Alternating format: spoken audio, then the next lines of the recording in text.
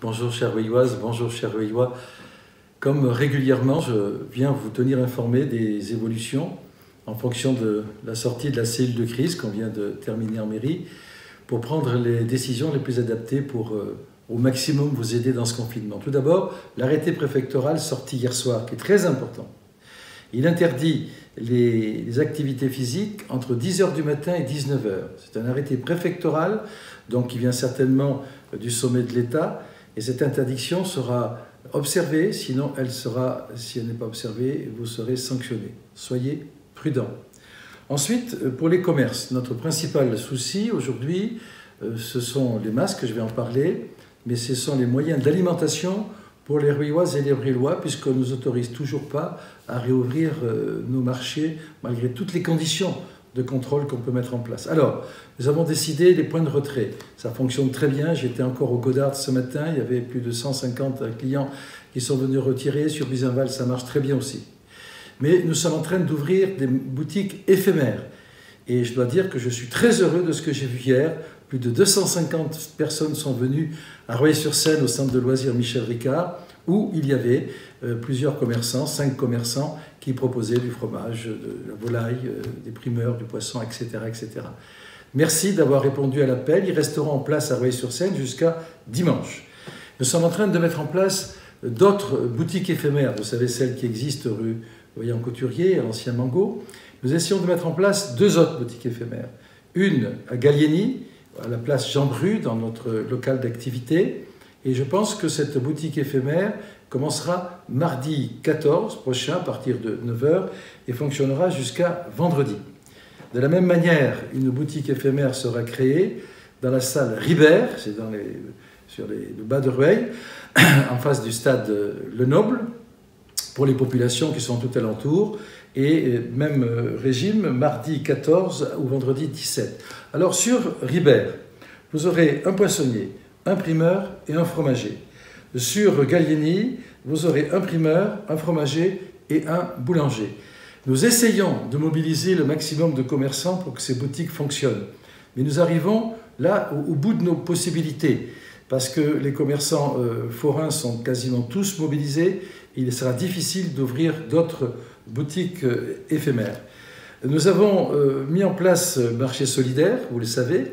Il y a une application version 2 qui vient de sortir hier soir et qui permet de passer les commandes et de payer en ligne. Et vous passez par J'aime Rueil, je participe si vous voulez, on obtient le même résultat. Ensuite, je voudrais vous parler des masques.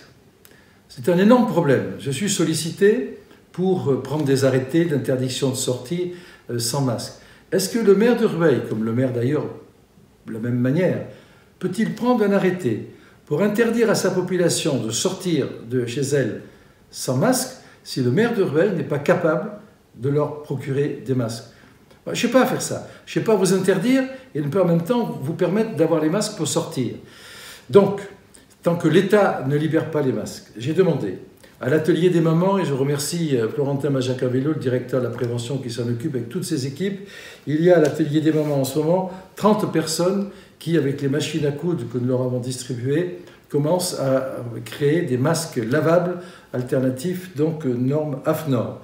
Nous avons aussi créé, je remercie Odile Barry, et la directrice de la cellule de crise qui met en place ce réseau des couturières, nous avons 56 couturières qui sont mobilisées pour produire aussi des masques alternatifs. Si vous avez par hasard des personnes capables de nous donner des masques alternatifs, c'est-à-dire des masques en tissu que l'on peut laver et remettre, si vous avez des personnes capables de nous en donner ou capables d'en fabriquer, joignez la cellule de crise à travers sa directrice Odile Barry et nous vous remercions car nous mettrons ceci sur notre site internet. Donc, tant que je ne sais pas combien on peut fabriquer de masques, et ça a commencé hier, tous les jours, pour avoir un contingent suffisant pour pouvoir dire à la population, voilà, on vous propose des masques et en même temps je vous interdis de sortir sans masque, eh bien, en tant que maire de Rueil, je ne prendrai pas d'arrêté d'interdiction de sortir sans masque. Voilà, je veux que la relation de cause à effet soit faite d'une manière la plus confortable possible et la plus utile pour vous toutes et vous tous. Je termine par les sacs de déchets verts, parce que ceux qui ont des pavillons commencent maintenant à travailler dans leur jardin Et pour leur faciliter leur déconfinement dans le jardin, nous allons distribuer des sacs pour les déchets verts. Et à partir de mardi prochain, 14 avril, il y a la société Sepur qui retire les ordures ménagères, qui sera chargée avec des personnes de la réserve citoyenne qui suivront lorsqu'ils retirent un sac de déchets verts ou une poubelle dans laquelle il y a des déchets verts, de jeter par-dessus la balustrade de votre jardin, la palissade, des sacs pour que vous puissiez continuer votre activité. Voilà, on a fait ce matin un retrait de sacs au Godard, ça s'est bien passé. Vendredi, on maintient celui qu'on a prévu à Buzenval. Mais ensuite, ce sera que le système mis en place avec Sepur qui vous permettra de disposer de sacs pour vos déchets verts.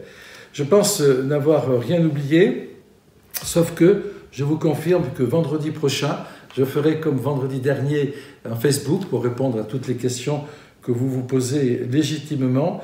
Mais je rappelle encore, s'il le faut, que 1, le problème des masques, que 2, le problème de l'alimentation sont pour nous les problèmes les plus importants. Je rappelle aussi que Mme Barry, la directrice de la cellule de crise, tous les 2 jours fait le tour de toutes les professions de santé pour que l'on puisse donner ce qui nous reste de masques chirurgicaux au FFP2 d'aventure s'ils ont besoin, notamment les EHPAD. Mais ceci est réservé aux professionnels de santé. Protégez-vous, respectez les règles, respectez le confinement et vous verrez qu'on arrivera tous ensemble à sortir de cette crise. Merci.